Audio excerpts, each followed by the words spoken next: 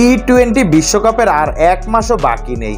আগামী 1 জুন থেকে West Indies ও যুক্তরাষ্ট্রের মাটিতে পর্দা উঠবে টুর্নামেন্টের নবম আসরের। বিশ্বকাপকে সামনে রেখে শেষ মুহূর্তের প্রস্তুতিতে দলগুলো এরই মধ্যে স্কোয়াড ঘোষণা করে দিয়েছে বেশিরভাগ দল। তবে আনুষ্ঠানিকভাবে এখনও দল জানায়নি গেল আসরের ফাইনালিস্ট পাকিস্তান।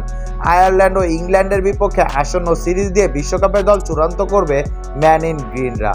তবে এরই মধ্যে বড় পদক্ষেপ দেশটির ক্রিকেট বোর্ড পিসিবির। বিশ্বকাপের আগে ক্রিকেটারদের আরও উজ্জীবিত করতে বড় অঙ্কের অর্থ পুরস্কার ঘোষণা দিয়েছে পিসিবির চেয়ারম্যান মহসিন নাকভি। অবশ্য সেই জন্য বাবর আজমদের বিশ্বকাপ শিরোপা জিততে হবে। সবশেষ টি-20 বিশ্বকাপে শিরোপার খুব কাছাকাছি গিয়েও স্বপ্নভঙ্গ হয়েছে পাকিস্তানের। ফাইনালে ইংল্যান্ডের বিপক্ষে হেরে গেছে তারা। এবার সেই স্বপ্ন পূরণ করতে চায় বাবর আজমের দলটি, যে জন্য নতুন কোচিং স্টাফের সঙ্গে অবসর ভেঙে দলে ফেরানো হয়েছে 2 তারকা ক্রিকেটার মোহাম্মদ আমির ও ইমাদ ওয়াসিমকে।